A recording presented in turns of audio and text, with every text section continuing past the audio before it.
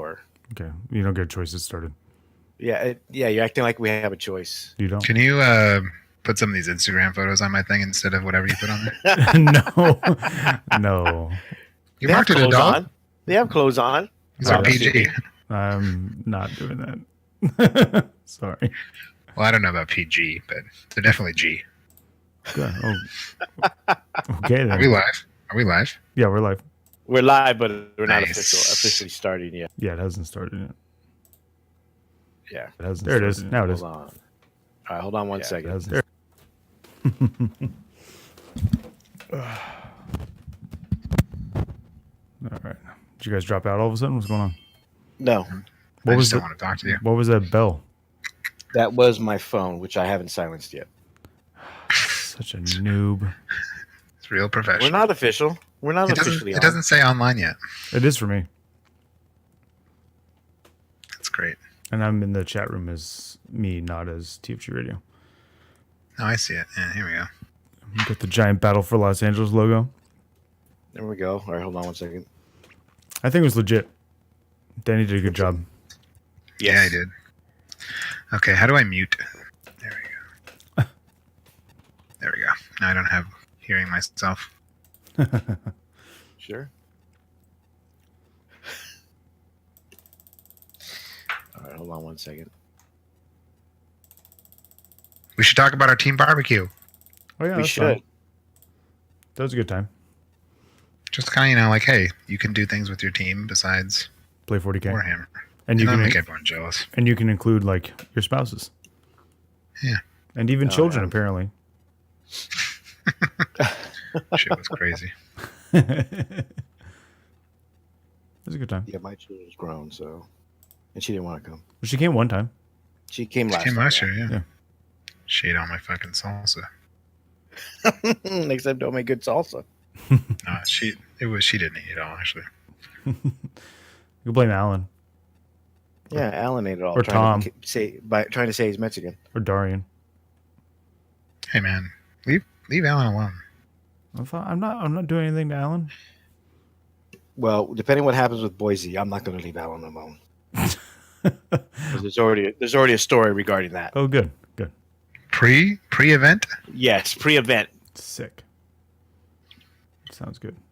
I'm still trying to get my wife to go to Detroit that weekend. That's Well, I hope hilarious. so. I think it's funny that that's like the selling point. All right, you going to go ahead and start us off? Yeah. Okay. All right. Hey, everybody. Welcome for another episode of TFG Radio. Today, we're joined by our teammate and league organizer, Jeff. Mm-hmm. Hi. For those that may remember or may not, he made top 8 in LVO 2 years ago or a year ago. Completely irrelevant now. Which is, yeah, I'm just saying. There's plenty of people that live off their past glories. So today it's a little bit of a packed episode. There's a lot to talk about since we've been out for about 3 weeks. Adepticon did happen. It wasn't similar to last year where you had spam everything everywhere. And no Planet Bowling Ball. But congratulations to Jim Vessel for winning. He beat Juice in the final round. So congrats for that. I think that's his second GT win because he won our local tournament, Dice Hammer, last month. Yeah. Yeah, That's dude. awesome. He happened to be in the area. So he just goes to random local GTs to win them. More importantly, I think it's unfortunately GW did not stream the second day of the 40K Nope. tournament. Which Really? is probably, Yeah. No, they streamed the What AOS. the flying fuck? Yeah, I think that was Adepticon's call actually. Really? Don't they get to choose what gets streamed? Well, at LVO, we were lucky that Frontline has their own equipment essentially. So they streamed all the Sigmar, yeah. So they streamed all the Sigmar, and then Warhammer TV streamed all the 40K. I don't know what the setup is at Adepticon, so I don't know if they have their own setup or if they just used a local club or somebody else. I can't remember offhand.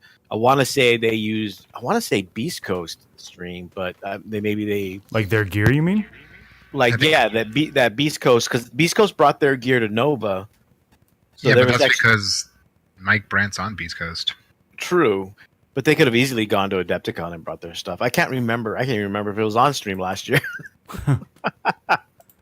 So there's really no change if you didn't see 40K on stream. But True. someone did record it or video Facebook live on their phone, even though they had to charge their battery in the middle of the game. Nice. It's good times. Good So times. you got to see the beginning and the end and miss the middle. So there you have it. So it's like a good sports game. Kind of, yeah. Yeah, You just fast it forward. works. That's all you really need. Last 2 minutes of almost all games. There was nothing really big at Adepticon. A couple list issues, but that's about it. But nothing like in previous years or at other events that for anybody to really talk about. Other than that, they had the sneak peek like they always do for the big events. One of them, and they had the sneak peek of Slanesh. Yeah, that model was awesome. The big one, what's she called? Keeper Secrets. Yeah, that was badass. Yeah. Actually, looks really good. Yeah, I agree. It's That's pretty pretty good. And because when I first saw it, I thought it was a Demon Prince or like a great. I didn't think it'd be like as big as it looks or as big as it is, because it didn't have that look about it when I saw the close up, Mm-hmm. and then when you saw the size comparison, then you can see that it actually is a demon, not Demon Prince, Greater Demon. Oh yeah, it's huge compared to like the Great Unclean One and stuff, and even like the Thirster. It's gigantic. It's like super yeah. tall and skinny. And he's not in a very typical 40K pose either. Are we sure it's he? She, whatever, it. It? I don't know. I'm too old to remember the proper pronoun nowadays. Wow. You're one of those guys, huh? I'll go with they. That's Say it. it. It works. It does. It works. I mean, it's a demon after all, so Right. But it looks more like a he. Either way. So they revealed that most of the reveals at Adepticon this year was mostly Age of Sigmar, yeah, it was pretty disappointing.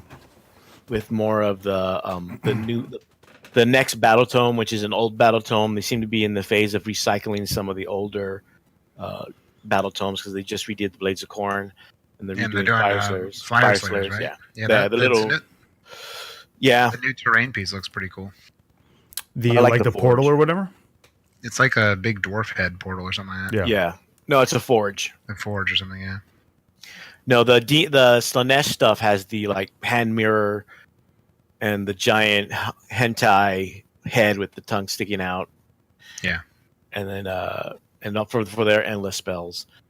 And then for it's all Age of Sigmar stuff. There are new models of Furies for Oh, really? Warcry. Hmm. Yeah. And some other weird animal, for lack of a better word. But nobody uses Furies in the game, at least in 40K. So I don't know if they're going to redo the rules, because they did say that the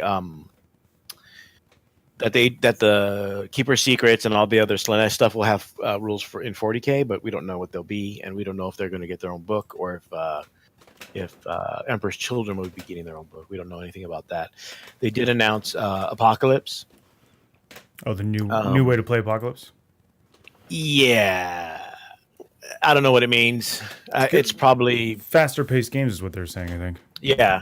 They do mention the word 40K movement trays, Cool.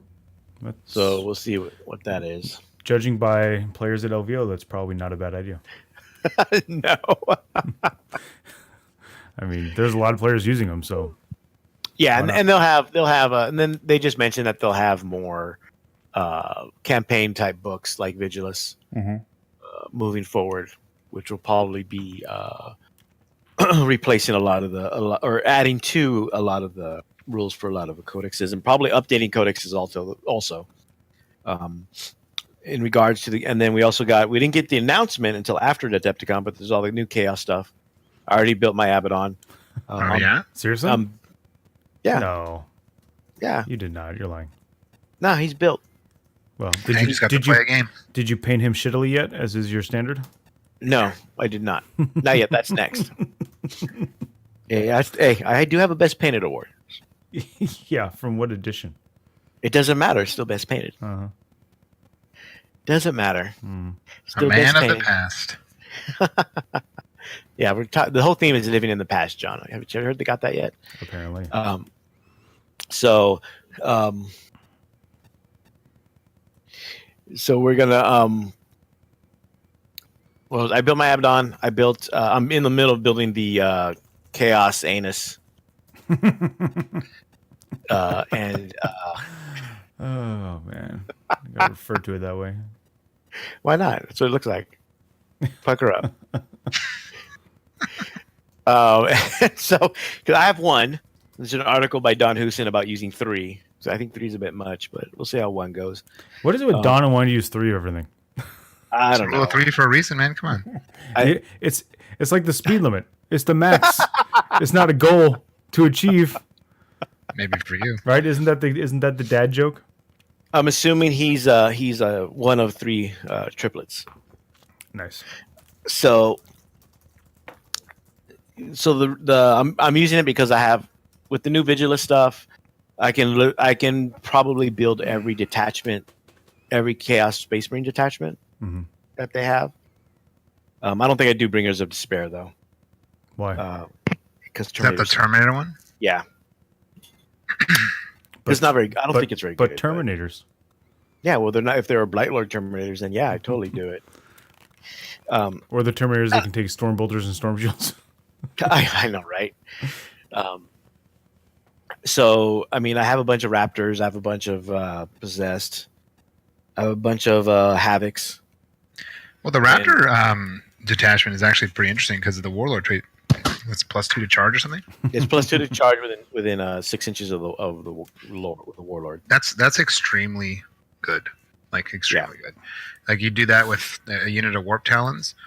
You don't even need to have anything else in the detachment. You can just have it in your like regular battalion, and then that guy drops down with a unit of Warp Talons, shuts off an entire army's Overwatch.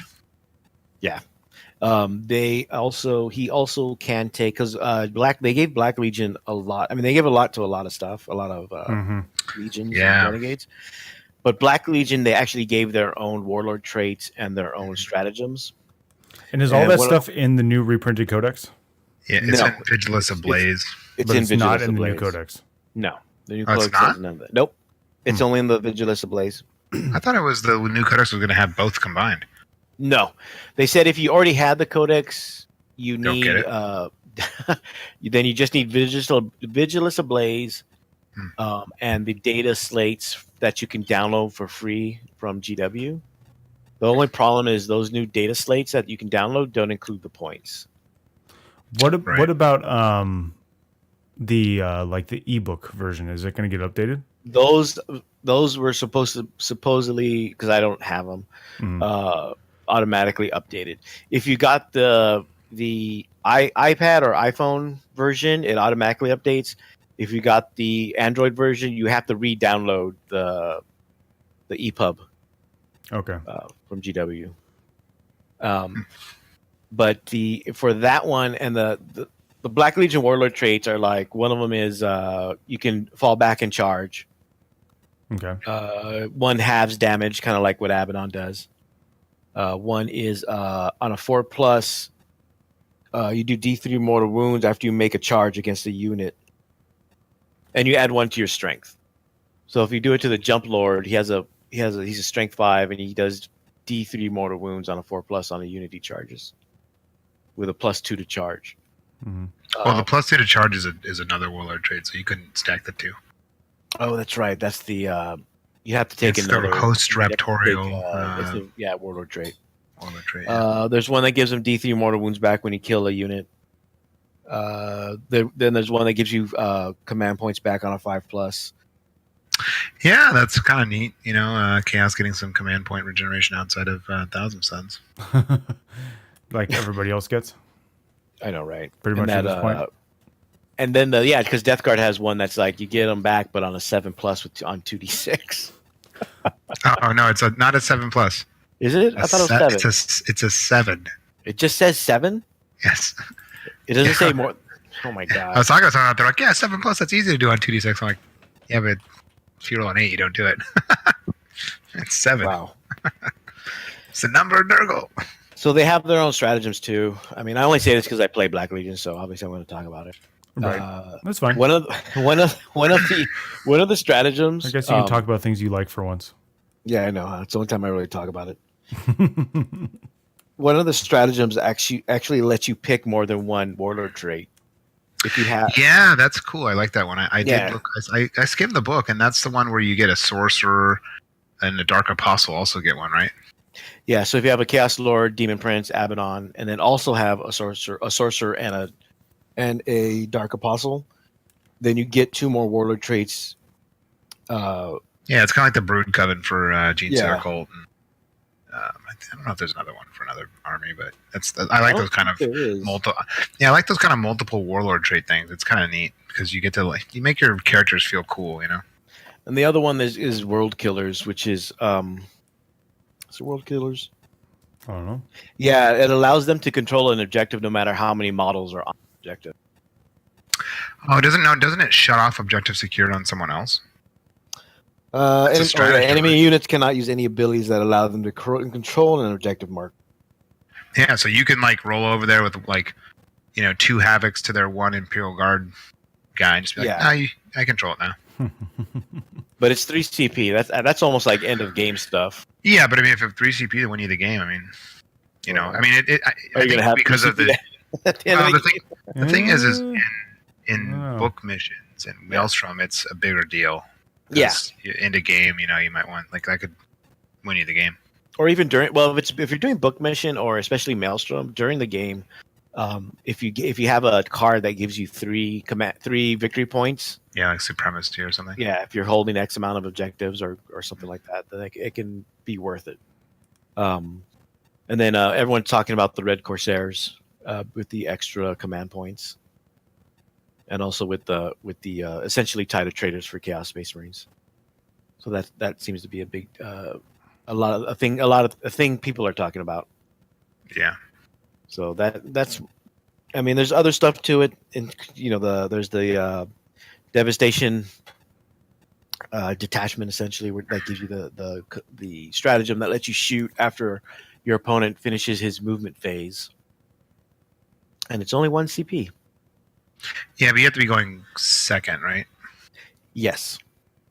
So, depending on your army, though, I mean, if you're confident enough that you can go second, or if you don't even have a choice, which we'll talk about in a little bit, then if you're going to go second, you can use whatever's left to shoot something,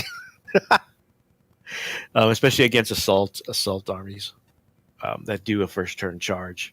That at least gives you something to hopefully mitigate the damage or the incoming attacks.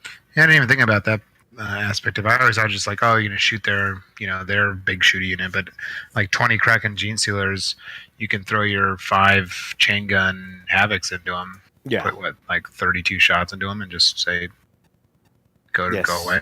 Yeah, and then see what happens. Then when they get assaulted, and if they're within 6 inches of Abaddon, they can reroll those shots. So. Mm-hmm. Because Abaddon, his abilities, his points stayed the same, his abilities stayed the same. He just got an increase in his strength and an extra wound. That's cool. And he's a bigger model. So Abaddon was already pretty solid. So yeah, just not the model. Just not the model. Yes. So everyone should be getting Abaddon if they're using Abaddon before. I mean, in my opinion. Yeah, the model is so much better. It's ridiculous. But he's not as easy to hide, John. You know what? The less people model for advantage, the better off we're going to be, guys. So just buy the right models and stop. Full stop. All right. Other things that happened, not by GW's hand. We had a vote. We had a couple things. We had beta missions for ITC. Yep. I believe we stayed with what was put out, which was a lot of added 4 secondaries. 4 secondaries. I think we changed the wording on one. Yeah, we added biker to pick your poison. Yeah. And then that was, I think that was the only changes we did to him. Well, to the actual mission, then we did change the deployment. Yes, so it's going to be 135 is normal, 246 is the new one, or something like that. 246 is the new one, which is the chapter approved version, where one side dumps all his army, the other side dumps theirs. And the feedback from the TOs was overwhelming. Like it was in the 80% for like everything, basically positive or yeses. Yeah. So like I mentioned before, we did have, and we also had the ITC faction rule vote. To give you somewhat of an insight, it was hotly debated in our judges chat. Yeah, it was. It's fine. And we were only given two options, mainly due to Reese has an interview with the guys over at Veteran Gamers Re-Enlisted. Yeah, where he kind of explains the reasoning behind the two choices. So if you haven't listened to them and you're okay with talking about with language and talking about boobs, butts, and drinking, then go give it a listen. My article this week is Ray is ranked 3rd, right, or whatever in the ITC or something like that. So when I mentioned him, I was like, he does this show, the Veteran Gamers Re-Enlisted. You should give it a listen if you're okay with all kinds of like crass humor and stuff. I mean, if you're not easily if you're not, don't do that. But it's a good show. Yeah, he's in 3rd place. See, even a broken clock is right twice a day, something like that.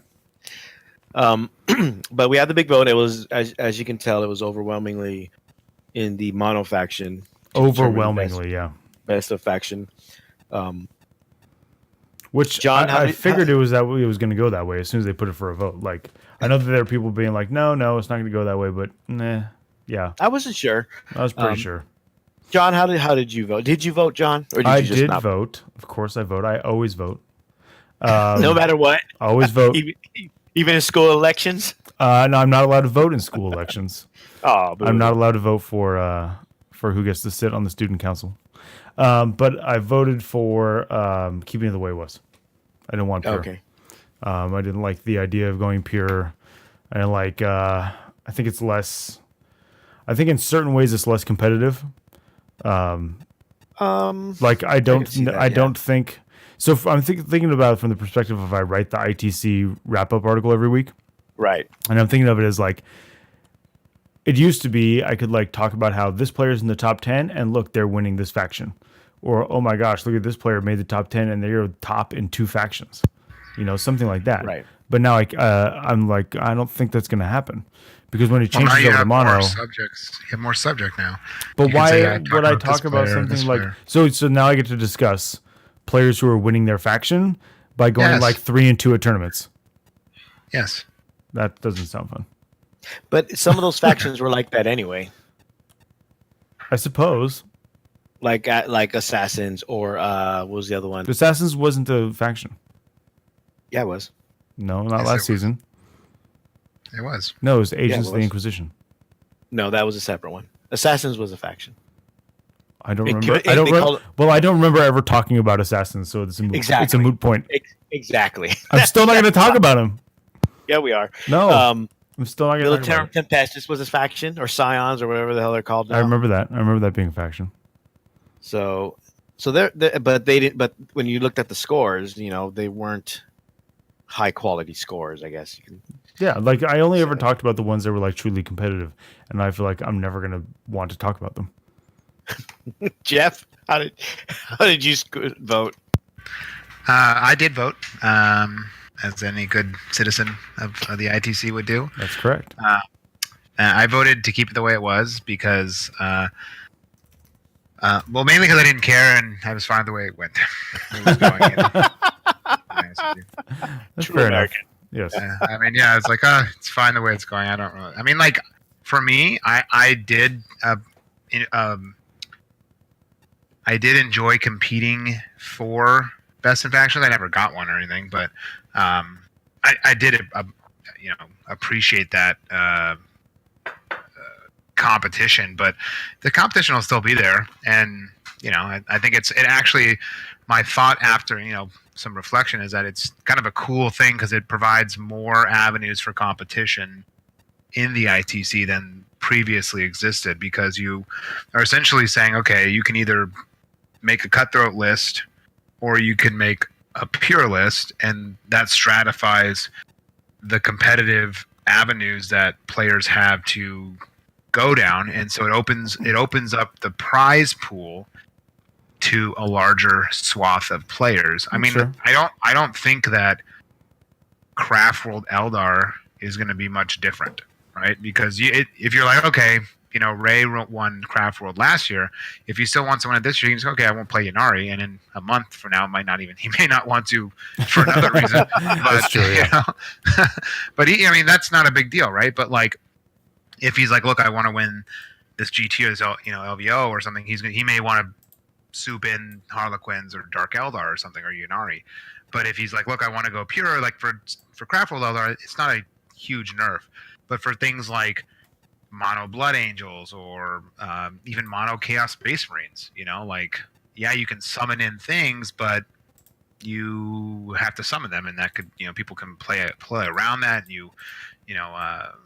you're kind of taking a risk by putting a big portion of your army in reserve points when you don't necessarily have any way to automatically or guarantee that those points come in. Right. Especially the amount of turn 1 charges. I mean, if you're playing against, Kraken Gene Stealers who just get up in your grill turn 1, you're like, well, I can't summon because there's a bunch of Gene Stealers in my way. Right. Blocking my summoning locations, So, I think like for a lot of armies, it creates more competition and more you're not going to have duplication of like the top 10 in the ITC and the top number 1 in each faction. You may in some instances, but obviously orcs and Necrons and Tau don't give a shit, but for everyone else it's kind of neat because you get more people involved. Yeah. And another thing Reese said was that this year, this season, the size of the trophy will be in relation to the size of the player pool for that faction. Oh, really? That's interesting. Yeah. So now there goes my dreams of 100% Corsair army. I was thinking about that driving home today. Actually, I was like, maybe if I just ran 3 battalions of Corsairs, and then I'm like, oh wait, they don't get any command points. No shit. Nice. I actually voted to go mono. Oh my god! Of course you did. Well, I mean, to be fair, it doesn't. This is what Alan's saying in the chat is like, it doesn't change your way you play if you don't want to change the way you play. No, you can still play soup. Yeah. It just depends whether you're willing to just forego that fact. If you even had a chance, I didn't care because I didn't have a chance because I judged LVO. I can't go to LVO.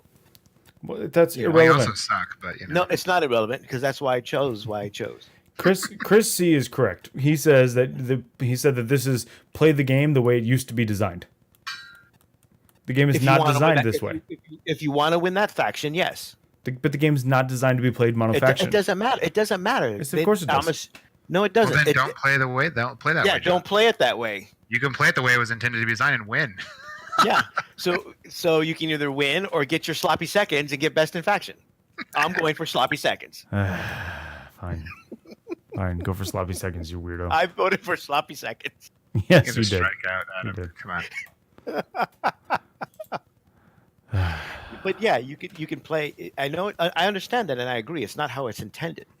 If this vote were run like U.S. presidential elections, we wouldn't have had to worry, because there would have been an electoral college or a Supreme Court to intercede on the side of all the soup players. Court. If it was up to if it was up to the Supreme Court, That's the way it works. I'm guessing who the Supreme Court would be in this case. Then yes, it would have been Right.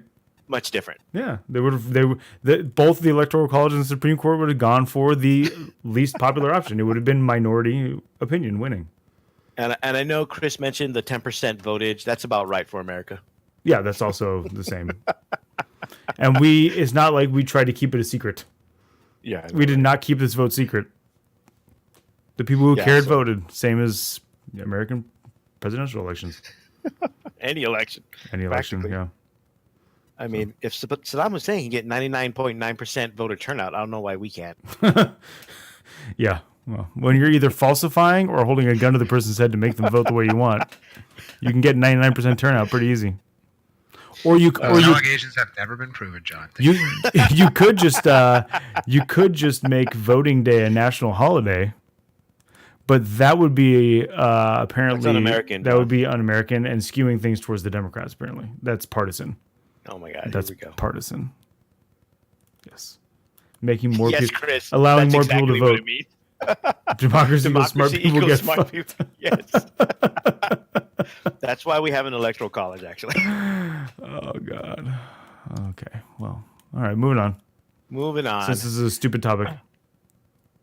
Oh, don't be sad because you lost. Yeah, I know, right? Oh, you need some bitters in your Manhattan. I get it. We also had our local league is wrapping up, which Jeff is actually running. Yeah. He's doing a great job. Yeah. Mhm. You're not going to win, John. I'm aware I'm not going to win. I haven't won a single game. Hey, at least you got a tie. Oh, that's right. I did get a tie. That's right. Our first game was a tie, huh? Sweet. Sweet. Yeah, so I think I have my fourth game out of 5 against my brother coming up, and then one of the players in my division is not playing. So, and we do have ringers. Jeff, why don't you describe the league? We've described it before, but go ahead and give your brief description of the league. Oh, well, it's a total ripoff of the San Diego League, Which is totally fine. which is I mean, your works don't fix it, right? I don't know if it ain't broke, I should say, but Yeah. so it's We got it's it's a league We should drink less. we have players separated into different what we call pods of 8 players, and you play 5 games against those players, and the pods are ranked 1 through whatever, and number 1 being the top pod. And over the course of the year, we'll play these different, we're calling them heats. And after each heat, if you do well in your pod, you move up to the next pod. If you do poorly in your pod, you move down to the next pod. And the idea is that you are ranked and paired against people of similar skill level to you and similar, also like, how try hard you are with each other. Like Sure. the top pod is the super try hards. Right. The bottom pod is like Allegedly, 2 players. considering I can't nail down 2 people in the top pod for games. Wow. Are you saying they're ducking you, John? No, I'm saying they're ducking the league. Oh, They're ducking their ducking their top pod. One of them is a tax professional. Then he shouldn't have joined the league. Wait for the next one. Well, so then it's interesting for people who listen to this podcast for like whatever judges or whatever that is. If you're running a league, Asshole. excuse me, You heard me. do you want to get kicked out of the league? No, so people who are running a league, you can just threaten your players. It's Do true. whatever you want. It's true. No, so but in all seriousness, if you're running a league, so one of the issues I'm encountering this season is in the last ITC season, we were running a league that was pretty much just play whenever you want, play whoever you want, and the results of those leagues are all usually the person who played the most games just won the league because that's how it worked, right? yeah. I tried a lot of methods to which to like kind of limit that, like you could only score 5 games or something like that, but it ended up inevitably, because I gave bonus points to people who kept playing to keep the scene going, to keep people playing, but eventually it was always the person who played the most games would get the most points and win the league, which was fine, I guess, but it kind of didn't really do what I wanted the league to do, which is to be kind of a little mini tournament. So one of the issues I'm struggling with this current league is I have a lot of players who haven't finished all their games. We're ending our league on Monday, and today is Thursday, so there's still the weekend. I hopefully we'll get most people getting 4 out of their 5 games in, or 5 out of their 5 games. I already got 4 or 5. Yeah, there's a few players who don't have any games. Yes. And who haven't dropped. And it's one thing because like some of the players, like in the first week or 2, they're like, look, my schedule's getting a little crazy. I can't get my games in. I'm going to drop. I said, thank you for telling me. We'll get you out of the league, and the people who you were supposed to play, I'll assign them to ringers. I had a couple of players who couldn't commit to the whole league for 5 weeks. So they said, or 6 weeks, sorry. So they said, oh, I can play 2 or 3 games though. So they were my ringers, and I assigned them to play against people who dropped. But some people didn't drop and just didn't play any games, and so I kind of am like in this weird space where I have to. I think in the next heat, I'm gonna just like not ban people, but say you can't play in this next heat if you didn't get any of your games in the last one. It's kind of I guess it's a punishment, but it's also just because I don't want that to happen again, because the other players in your pod are counting on you to play your game so that they can finish their games, right? Yeah. So it's kind of an interesting thing as a tournament or a league organizer. You have to deal with people with different schedules, and so you want to try and accommodate everyone so everyone can play, but at the same time you have to have, like, if you don't have standards, then people are just going to walk all over you and they're going to do whatever they want. So I'm going to have to like put people on probation and like suspend people from the league for a season or a heat, if they keep like not playing their games. Yeah, in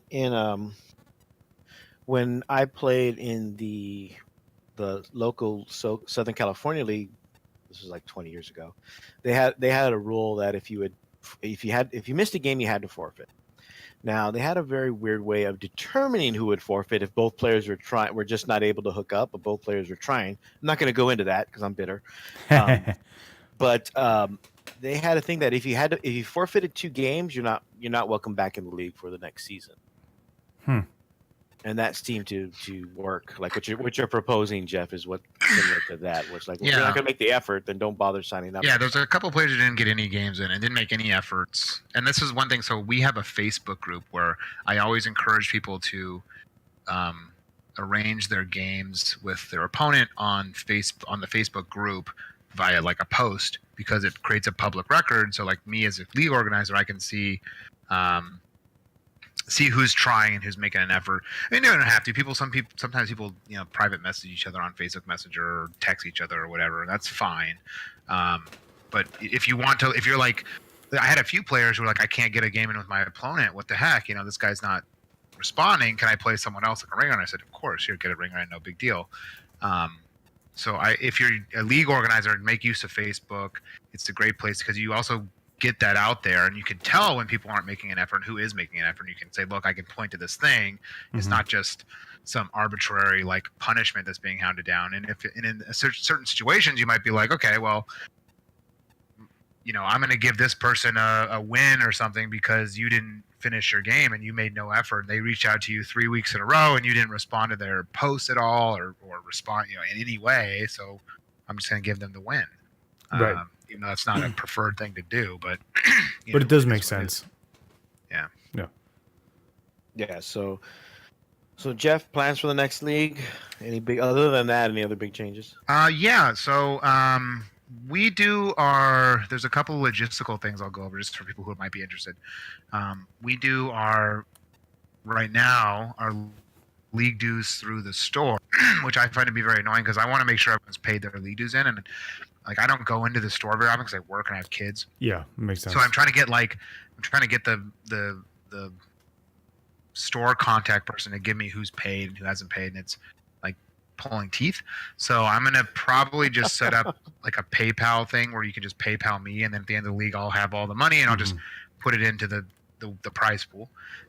It's gonna be it'll be a little bit more removed from the store, but it just makes it like easier for me as a league organizer. I did that for a little while when we didn't want the league to be associated with the store for a little while.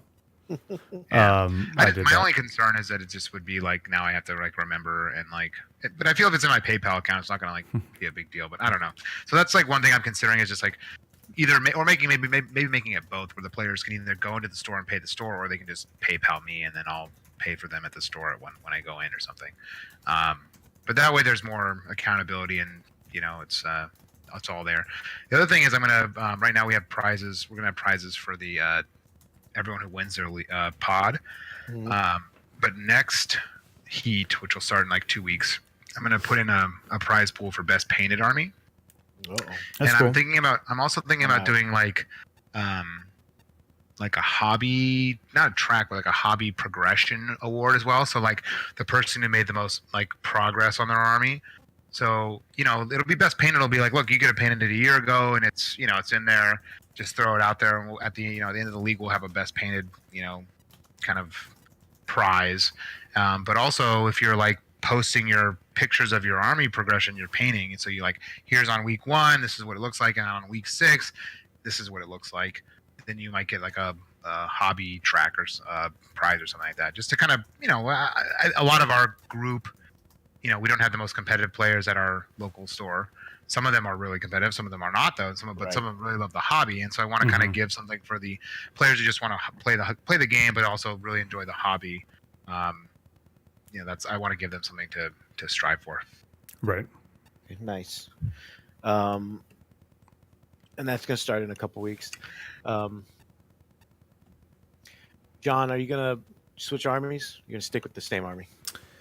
I don't know. It depends on how we determine factions and all that kind of stuff. Like if I'm just Imperium, then I'll play whatever the hell I want, right? Because like you can choose whatever you want, John. I mean, I'm not going mono faction for the league. I'll tell you that much right now. Well, but you don't know what army or what form it will take. No, like, well, I want to run that list that has the 3 Dark Talons, okay, and the Vulture, and then Guard, and then either a Porphyrion or a Castellan, or we'll see. It depends on what happens to the Castellan in the FAQ. Space Marines also. I'm looking at Space Marines also. Jeff sent me a very cool Space Wolf list, and I have a lot of the models to run that one. I think all I'm missing is, I need the Intercessors, which is easy. I can grab those from Frontline. But I'm think I need 5 more of the Infiltrators to run that list, and 3 more of the Eliminators to run that list. So we'll see. The Eliminators are the new sniper guys. The new sniper guys, yeah. Just so you know, the list has changed. Oh, okay, cool. Well, send me the updated list. I will. Before I order anything. But you should. By the way, you shouldn't buy things that I tell you to buy for Space Marines, because I like change my Space Marine theory crafting list like every day. It's cool because what'll end up happening is I'll end up building it and painting it and selling it by next LVO anyway, so it's fine. Yeah, John I don't get attached to stuff, so it's like it's not a big deal. Just his kids and his wife. That's about it. That's about all I'm attached to. Yes, that's true. Yes. Nothing 40K related. Yeah. Like if the nerf happens too hard to knights, those knights are going up on eBay. Aw. Just the way it is. I've Jeff, only kept them this long because they've remained relatively good. Right. Yeah. Jeff, what have you are you changing your list? I know you're taking I'm playing Dark Eldar. Yeah. Oh, you're going to switch to Dark Eldar? I know you're taking Dark Eldar. I'm going to take Dark Eldar to Battle for Los Angeles, I think. Pure or? No, I have a majority. Majority. Yeah. It's a Venom spam list. Cool. I have 6 Venoms from like 7th edition. Mm-hmm. And a bunch of Cavalite Warriors that are unpainted, but because in 7th edition I ran Eldar Corsairs, and so I had a bunch of Venoms and Corsair guys and scatter bikes and stuff like that. And I'm like, I could just play these, and it's a good list. I like it. I've been having good success with it, and it's like 7 Venoms with Cavalite Warriors with a blaster inside of 6 of them, and then 1 Venom is for the Archons to kind of pile around in. So they move around, they shoot a bunch of poison shots, and then of course you have your Farseer with Doom and your Warlock with Jinx, so that you can kill things a lot easier, because that really helps with poison. And then I have 3 of the Dark Eldar Razorwing jet fighters to kind of give me access to Vect, because the other one is the Flayed Skull Obsession, which gives you reroll 1s on rapid fire and ignore cover. Mm-hmm. It's really good. Yeah, that was pretty good last night in our game, or 2 nights ago on Tuesday. Marines and cover are just like, well, I don't give a shit. Like, right. You can have. You're not gonna have a 2-up armor save. And you did not. Yeah, it's a good list, and it's fun, and it's different than the Wave Serpent list I was running, which was some of the one Ray was running at LVO. And Wave Serpent spam is fun, but it didn't my list, at least with the Incarn, I didn't have the Dark Reapers. It lacked the firepower, and I really like the Venoms because they're super fast. They kind of they're actually a lot harder to kill than people give them credit for. I mean, if you put a castle into them, they're gonna die. But like people, shoot like a las cannon at them or something, or a melt-a-gun, hope to get them, but they're -1 to hit natively, and they have 6 wounds, so it's kind of like they're not easy to kill. T5. My Porphyrion was killing him, no problem. Yes. If your Porphyrion didn't kill them, Yeah. I mean, one unsaved wound from that thing, and it's My 800 something point model was wasting both of its guns shooting at like, what are they, 80 points? Yeah, something like that. Yeah. Ridiculous. Yeah, I think I'm going back to chaos, obviously, with all the crap I bought. Yes, obviously. So I'm going to try the first build I'm building because I want to try each of the detachments, just to see how they go in the new league. And so I'm going to try the devastation one first, which will include, in the list I currently have, has only I think 2 units of Havocs. Oh no, 3 units of Havocs, Leviathan, Decimator, both with butcher cannons. And I think the Scorpius, Abaddon, some cultists, and I think that's No that's Lord Discordant plus Kaiten and a bunch of other stuff. No, because that's the Demon Engine detachment. So another list I have because the Lord Discordant comes out, I believe not this Saturday, but the following Saturday. Oh, that's right. It was a strung out release. Yeah. So that one is a Discordant with the Chitin. I don't know if I'm going to use the Spiders or the Blood Slaughterers yet. Either one. But more importantly, because that detachment allows me to, it has the Mechanicum, be at full power ability. Yes. But that's only during the fight phase. But that's when you need it with the Chitin. Yeah. But it's not full power. It's double your wounds. Or double your wound, sorry. Right. So if you have 1 wound, you're still fucked. Right. Well, then I wouldn't use it. I would just let them die. Sure. But they also have the you can charge after advancing, and the chitin advances 2d6. To derail you completely. Thanks. Excellent. I actually noticed something in the Black Legion Codex that I thought was really interesting. Is that they had the rule mere mortals, where the cultists don't get the trait. Right. I thought was interesting, and to me, I don't know if that's in the new reprinted Chaos Codex. Like, I would expect them if they redo the Chaos Codex to like take that away or add that in, and then take away Veterans of the Long War from cultists or something.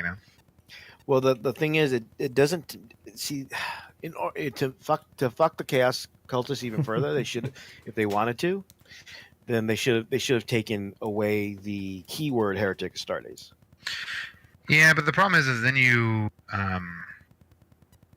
fuck with their like Battleforged detachment, Right.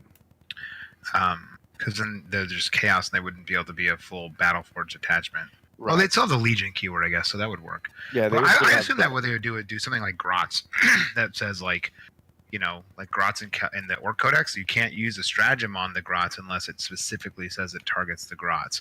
Like if they had made that rule, that would be like a more appropriate in my mind, because then you couldn't Veterans of the Long War them and all this kind of shit. But you can tie to traitors because that specifically says Chaos Cultists, right? Right. So, and I actually that raised another question I have. So did they said they're going to put out a new Chaos Codex, but is the one that they just came out with, is that the new Codex?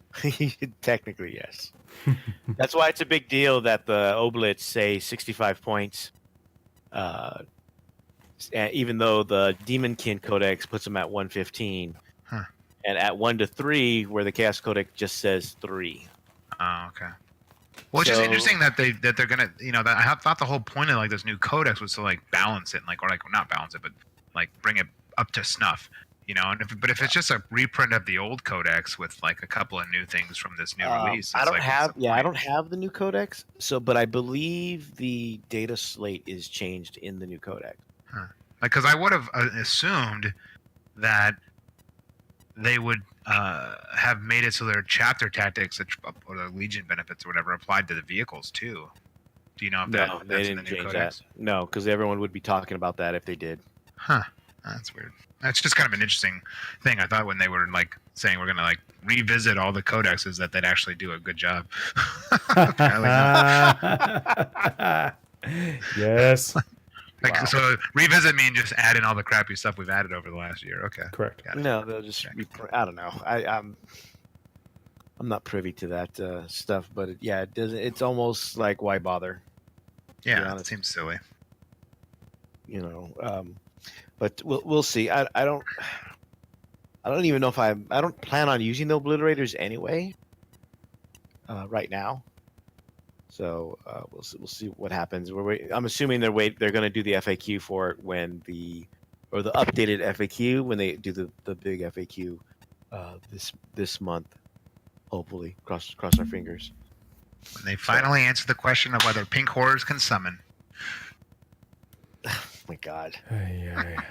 that's for you, John. Stupid ass That's for you question. That's for you to answer. So we had a question from a listener, James, and he wanted to know that he picked up some Eldar, and part of it included Wraithguard, and he wanted to know kind of good loadouts for Wraithguard. So he wants to build, in his words, he wants to build them as meta as possible. So they're not a complete waste. I don't know what would be the current best build for those.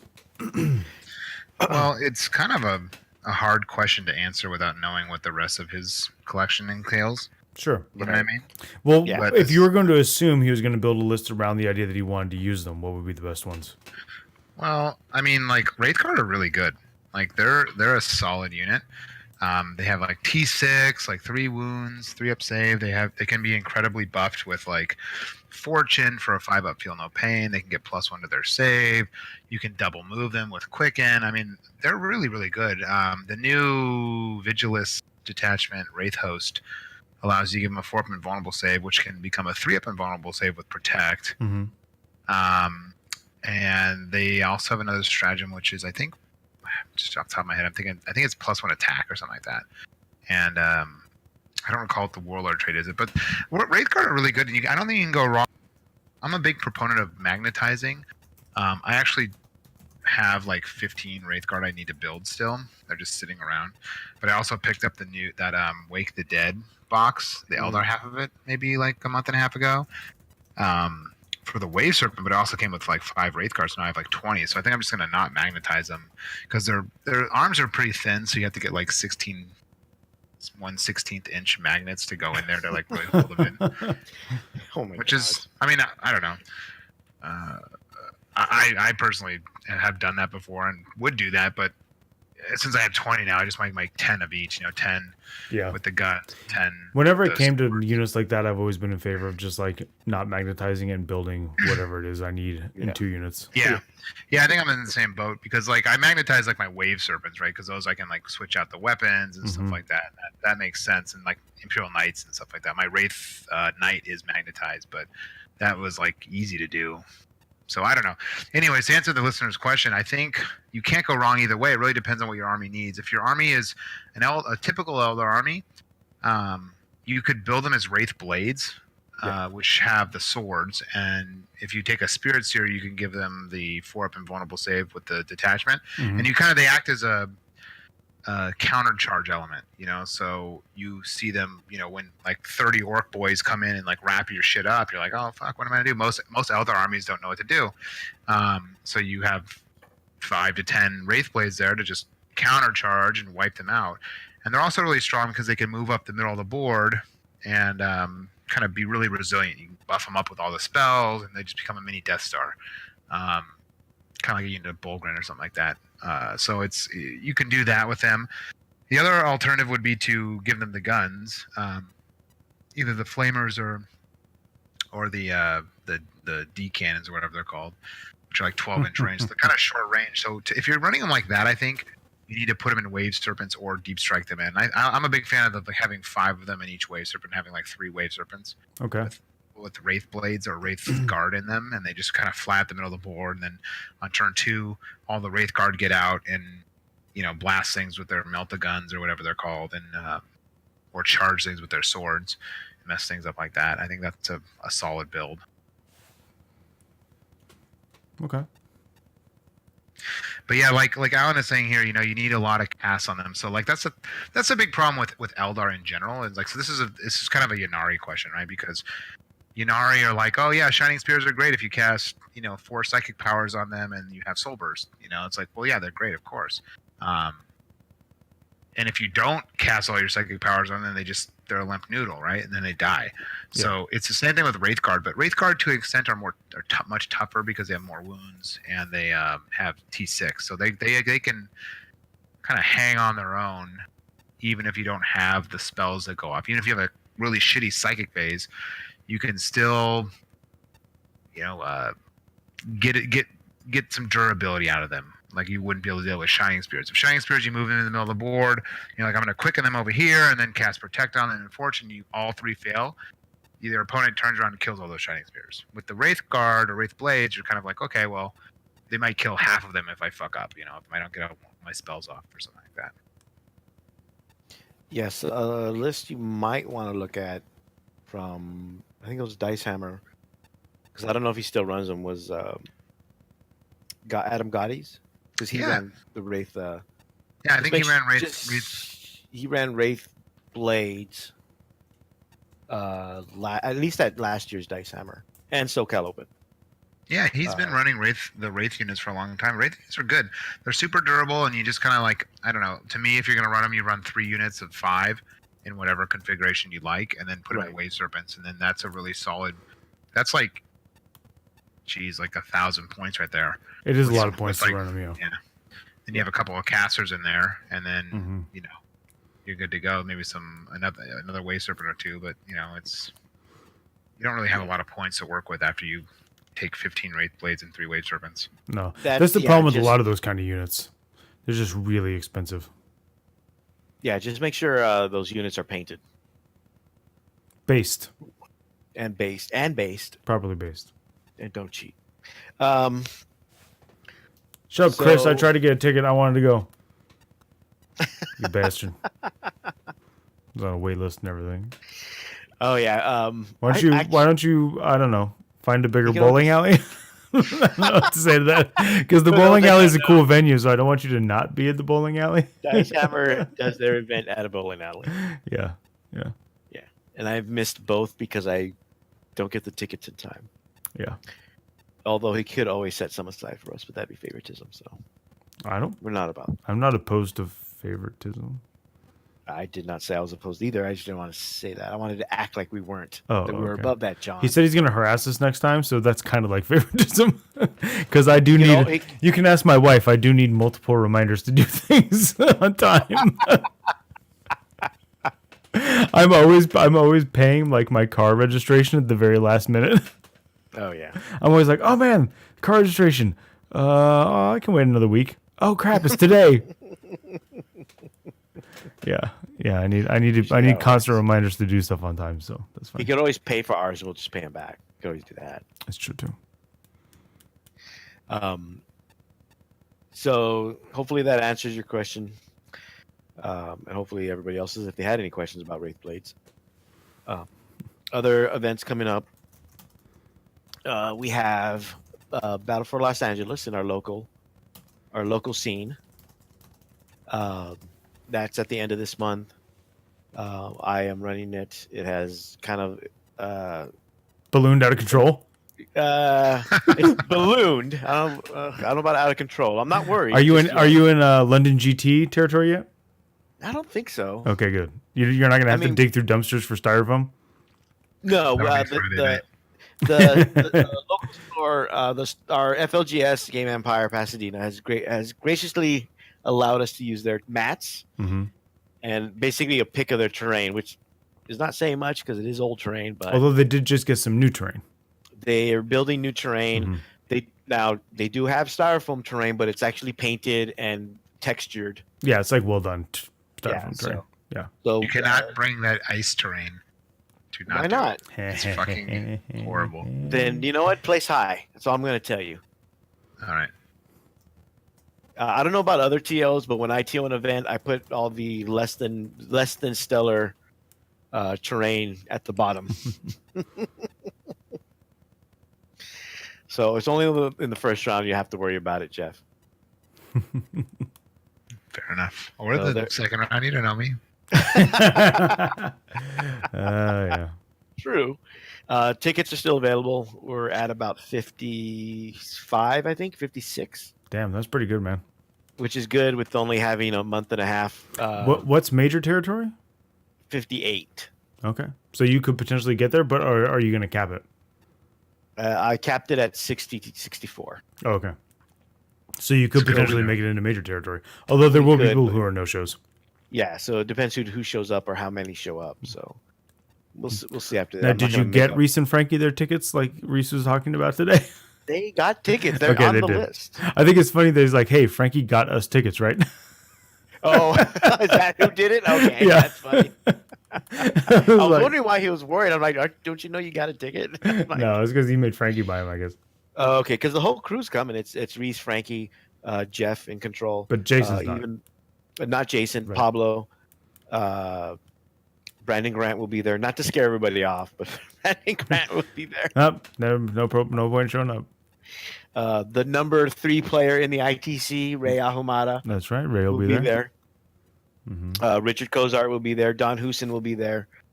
So it's gonna be very good. Well, Don't Don. forget Team Wrecked. Mhm. Come on, man. Jeff will be there, Mhm. and some of our teammates. No, will I'm just be saying there. our whole team is going to be great. We'll win as a Sure. team. We'll win as a team, and then 17 players will drop after round 1. All of a sudden, once we reach a major status. Oh yeah, like the red-sided barn or whatever the hell. Yes. Yeah. So that's coming up.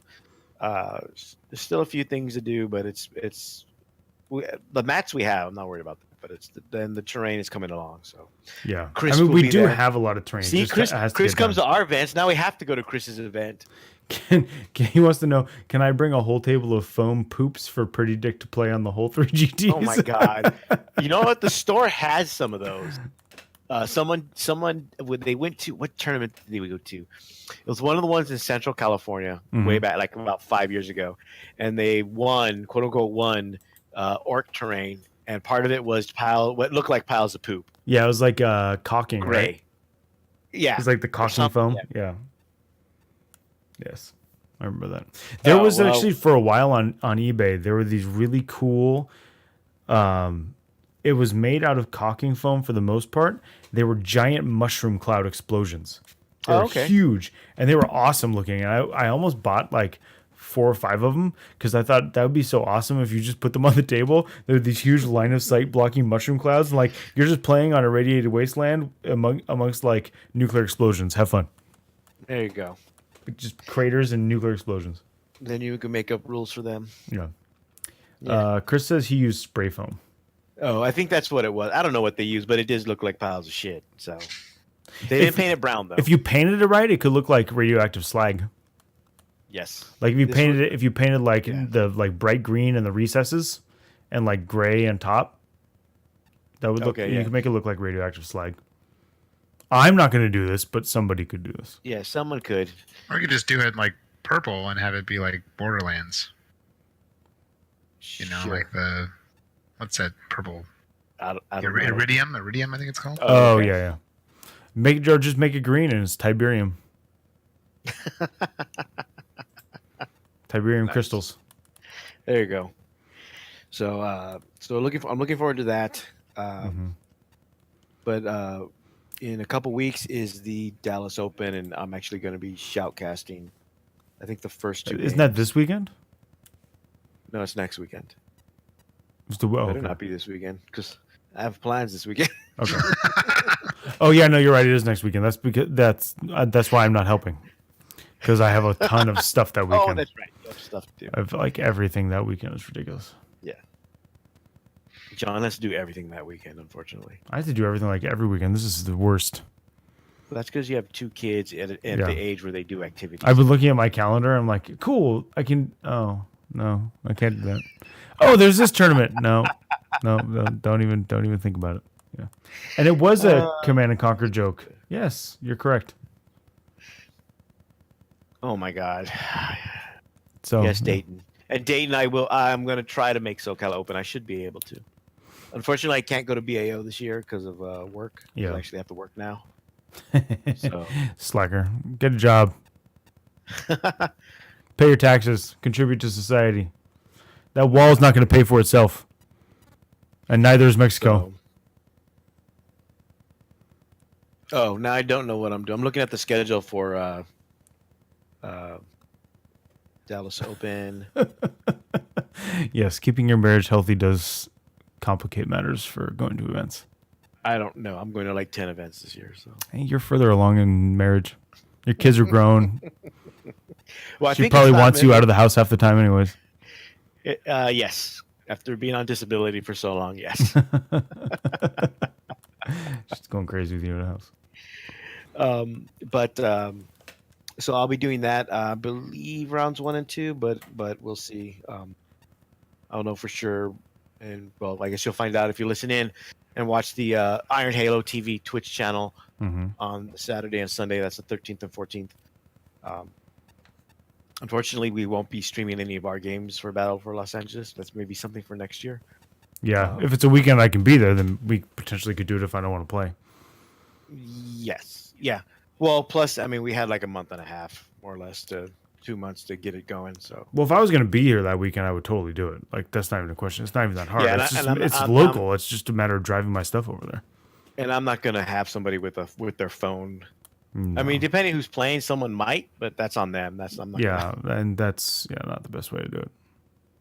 It depends on the connection and everything else. But and then after that, I believe is the Gentlemen's and Ladies GT. They're going to Vegas. Father's Day weekend. Father's Day weekend, which I am going to judge, as far as I know. And then 2 weeks later is the Boise Cup, which I'm going to play in. Right. And then in busy man July, with your 40K. How you getting all this time off work? You just went back to work. How you got all this time off? Because they gave me my full vacation. My full vacation time. And I work Monday through Friday, so I don't have to take weekends off like I used to. Right. Dayton, when is that event? End of September. Oh, for the Canadian event? TechX. Dayton, I'm not allowed to leave the country because I don't know if I can get back in. No. You're going across the northern border. I'm still brown, no matter which way I go. But do they man the northern border with the racists or just the southern one? I don't know. I don't want to risk it. Okay, fair enough.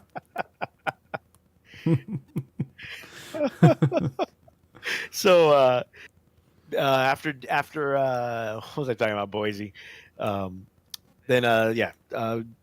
After Boise is July, so that's Ray. The Veteran Gamers Reenlisted have a GT. Yes. For those that don't know, if they brand don't new first listen. year. First year, it's at the Pachanga Resort and Casino. Jeez, man. You tell me I'm too white. Did you hear how you butchered that name? Yeah, I heard it. And, Lord, man. Get some culture. Well, Yeah, last get time up on that Indian reservation and do some gambling. That's right. They just posted pictures of the venue too. It's huge. It's cool. It's gonna be good. It's gonna be really good. I'm excited for them. They're initially selling 60 tickets, but they can go up to 100. They needed to. So. Nice. Do they have the train for that? I don't know. I'm assuming they do. Nice. Well, there's other places local and around them that can probably bring terrain. I believe there's a store that's sponsored, and there's a couple local stores. Yeah.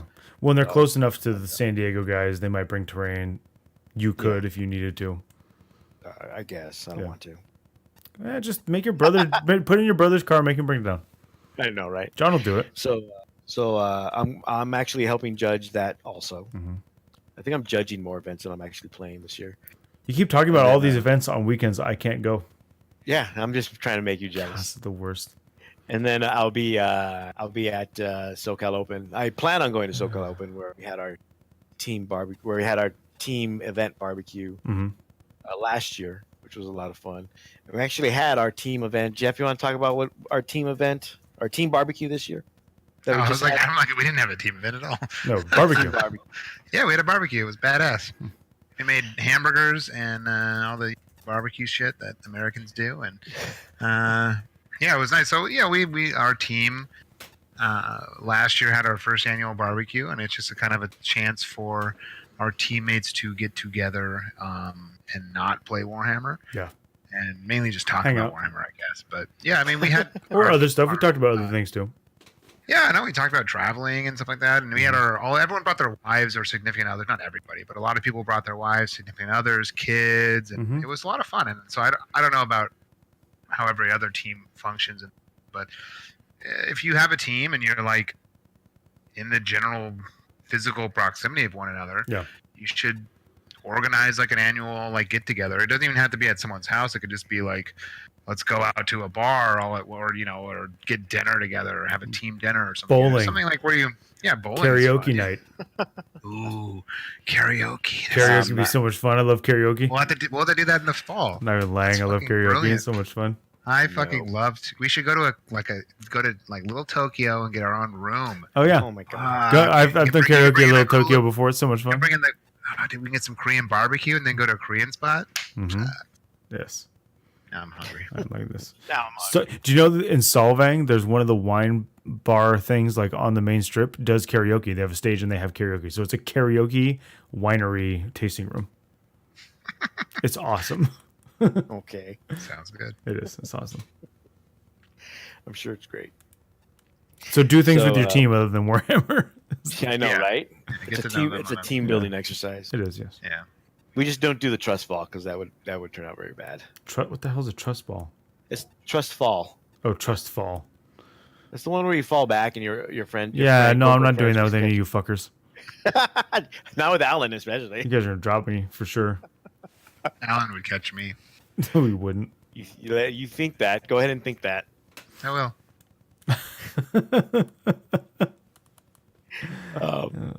Yeah. So Slaughterfest is at the end of July. Mhm. Again, go ahead and check it out. Go to the VGR podcast website. They have more information on it. I plan to go to SoCal Open, and then after that, I think we're open. By that time, we're full on into LVO mode. So Yes. because it's earlier for next year. Yes, the last weekend in January.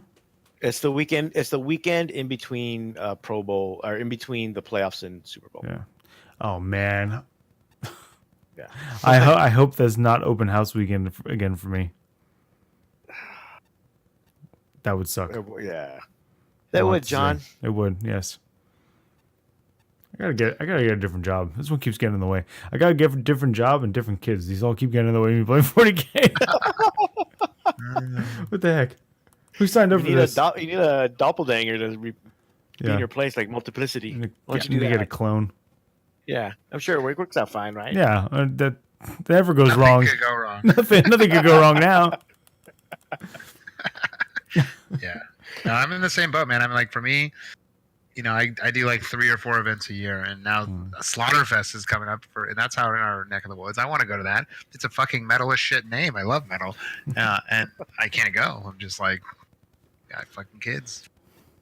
So what events are you going to, Jeff? Well, I'm going to BAO, Battle for Los Angeles, and then I'm hoping to go to SoCal.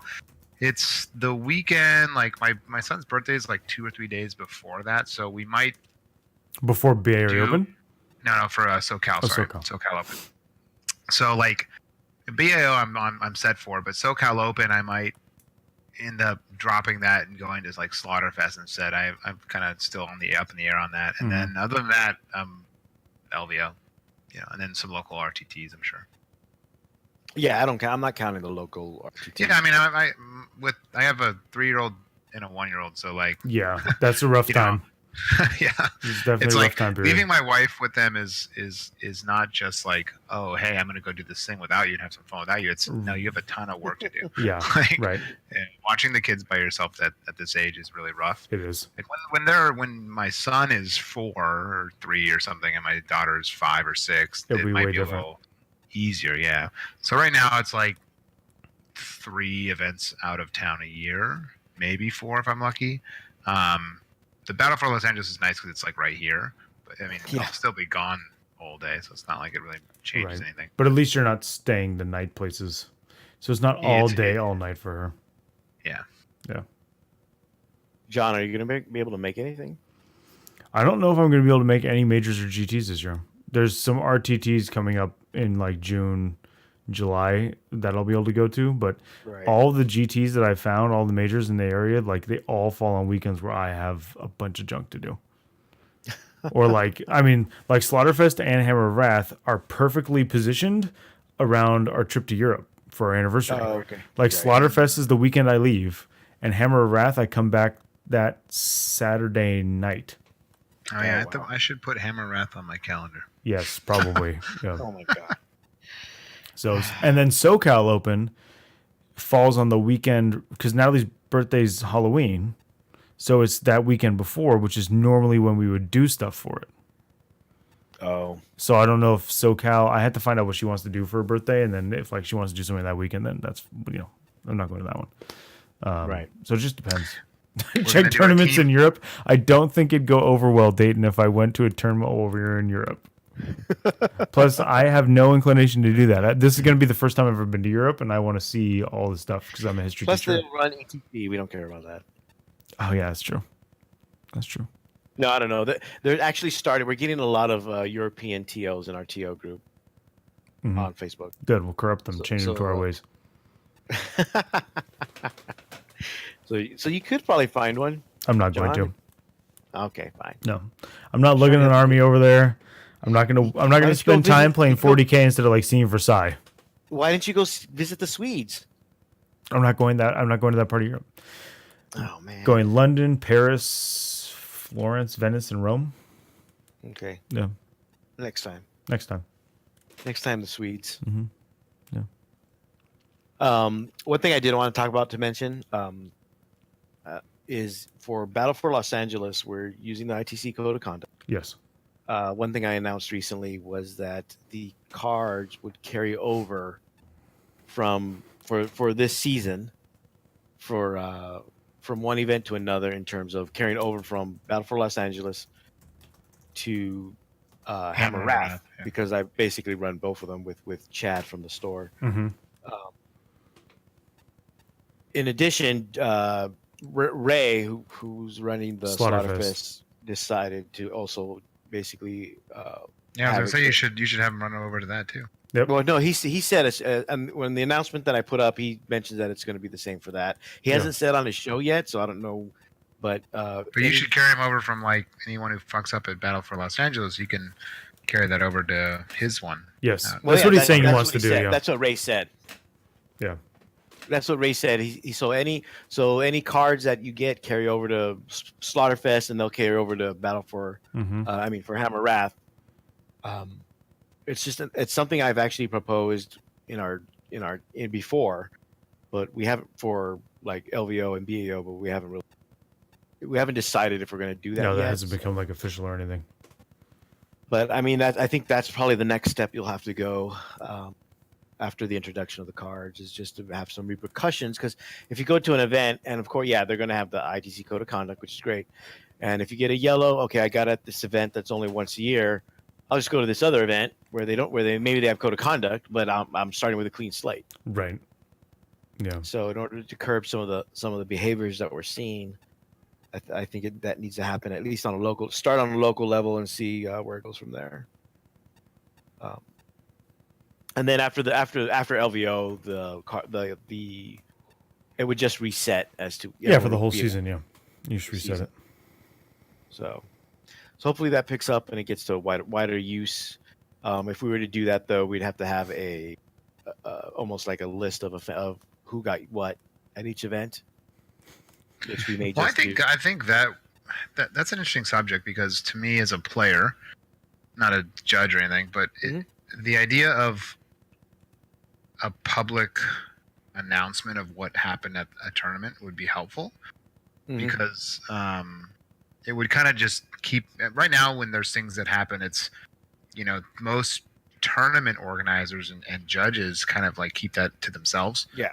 And there's just rumors abound, of course. So it's Right. kind of like, it would just be good to have that out there and just in a public forum. It doesn't even have to be something on like associated with the ITC at all. It could just be like, okay, let's, for instance, like I actually, the London GT did a really good job of it last year because didn't they ban Alex Harrison? Yeah, they banned him. For his, whatever transpired. Everyone can look at the videos themselves, but whatever he did on the Twitch stream, yes. Yeah, think about it.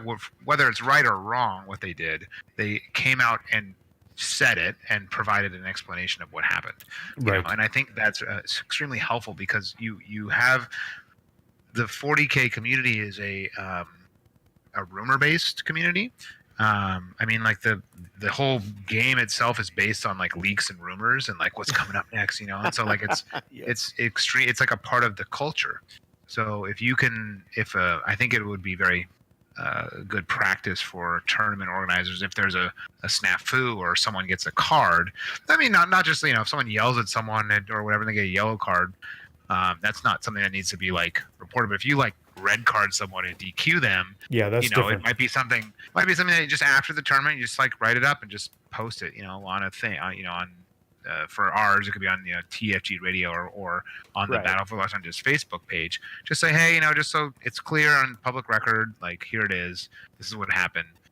We talked to both sides, and this is the reason why there was a red card given or something. That way, people know what action occurred that incurred the red card, and that way hopefully we start seeing it. Hopefully we don't see it at all, but if we do see these infractions happening over and over, if you're seeing like tournament X in Wyoming giving out a red card for something that's the same as something that someone did in Louisiana, then you're like, look, this stuff is not okay, and you'll start getting the red cards for it. Because even though there's a code of conduct, there's still a lot of subjectivity in the judge rulings. So if you have a public record for people other TOs and judges to look at and go like, oh, okay, this is how they kind of saw the line being crossed. Maybe I can use that as a frame of reference for when I'm making a call. Yeah, my idea is more the more serious yellows or even double yellows, depending. It depends. Like for something like illegal lists or not turn. Like we had for LVO, we had like 50 people not turn in their lists on time. Yeah, that doesn't need to be reported. That's not something I would like tell people. But if it's something like lying to the judges or superly aggressive to their opponent, that's probably, even though it was a yellow. Or attempting to use the code of conduct against their opponent. Yes. I would probably put that out just to make people aware because if you have repeated behavior, although it's not a yellow, it still should be something that needs to be corrected. Well, then, it's important because if someone is aggressive, or is, demeaning their opponents or bending the rules or whatever over the course of several tournaments, it's important to establish that public record. And for me as a player, it's the public record that's important. It's not behind closed doors. It's like, everyone says this guy is shady, but I don't know, it's all just hearsay and rumors. But if you're like, no, he received a yellow card at this tournament 6 months ago, and that puts me on notice, and I'm like, I have this, kind of like I can point to something, go like, well, yeah, this guy has a history of infractions, Yeah. So for right now, like you just said, I would probably just put it either on our podcast website or. Because it's not something like sanctioned, quote unquote, sanctioned by, like Frontline. It's just something that I want to do for our events, at least locally. And now with Rage jumping on, hopefully more local events will, especially the bigger ones, the GTs will hopefully have a almost like you said, like a public records of chronic infractions by certain players. So, yeah, and I mean the goal of obviously is that you don't need to give those out. Right. But ideally, the sheet would be blank for the whole year. Yeah, yes. But the point is if you in order to get to that goal, you have to cut out the people who are going to be habitually causing problems, and in order to do that, you need to make sure that TOs are communicating with one another, and that the players also know that this player has a recorded history of getting yellow cards. Right. Yeah. So hopefully we'll see how that goes, especially as we get towards the end of the year or end of the season. at least I'll have a public record of the local scene of who gets what. Because I'll probably maybe not carry over, but keep track during the RTTs. Although we haven't had too many problems in the RTTs lately. No, so. not really. Yeah. So it hasn't. Well, been and you know, it's one thing to say like, look, your cards don't officially carry over from season to season. Like, if you got 6 yellow cards in the 2019 season, you know, and then at the first event you're on in the 2020 season, and you like do the same shit, it's like you're going to be like, what the fuck, you know? Like, yeah, it's not officially carried over, but we might have to. Yeah, you know, people will know. Yeah. You're right. Yeah. So fingers crossed. Hopefully nothing happens.